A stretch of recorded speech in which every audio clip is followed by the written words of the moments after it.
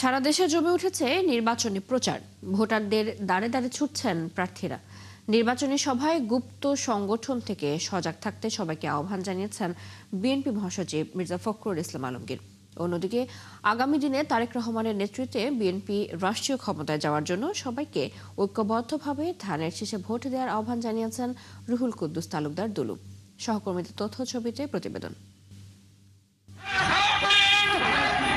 প্রচারণার চতুর্থ দিনে ঠাকুরগাঁও সদর উপজেলার সালন্দর ইউনিয়নের সিংপাড়া গ্রামে নির্বাচনী সভা করেন বিএনপির মহাসচিব মির্জা ফখরুল ইসলাম আলমগীর। এই সময় তিনি গুপ্ত সংগঠন থেকে সজাগ থাকতে সবাইকে আহ্বান জানান।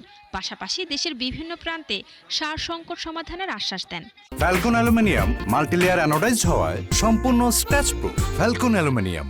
আমরা সারের ব্যবস্থা ঠিক করব। ওইখানে কৃষক এই কার্ডটা দিলে তার ন্যায্য মূল্যে সার পাবে। নাটোরের নলডাঙ্গা উপজেলার মাধনগর ইউনিয়নে হালতি গ্রামে নির্বাচনী গণসংযোগ করেছেন নাটোর ২ আসনের বিএনপি মনোনীত প্রার্থী অ্যাডভোকেট এম রুহুল কুদ্দুস তালুকদার দুলু। এ সময় তিনি নাটোরবাসীকে ঐক্যবদ্ধভাবে ধানের শীষে ভোট দেওয়ার আহ্বান জানান। তারেক রহমানের নেতৃত্বে যে বিএনপি রাষ্ট্রীয় ক্ষমতা যাওয়ার জন্য তারা নাটোরের মানুষ ঐক্যবদ্ধভাবে ধানের শীষের প্রত্যেকে বিপুল ভোটে তারা আমাকে জয়লাভ করে বলেন। চাঁদপুর ৩ সদর আসনে বিএনপির মনোনীত প্রার্থী শেখ ফরিদ আহমেদ মানিকের সমর্থনে মতবিনিময় সভার আয়োজন করে জেলা জাতীয় পার্টি। একই দিন সদর পৌরসভার তরপুরচণ্ডী এলাকায় গণসংযোগ করেন জামায়াত ইসলামীর প্রার্থী শাহজাহান মিয়া। হযরত শাহ সুলতানের মাজার জিয়ারত করে বগুড়া ২ আসনে প্রচার শুরু করেন জাতীয় নাগরিক ঐক্যের আহ্বায়ক মাহমুদুর রহমান মান্না। বলেন দেশবাসীর সাথে তিনিও সুষ্ঠু ও সুন্দর একটি নির্বাচনের জন্য অপেক্ষায় আছেন।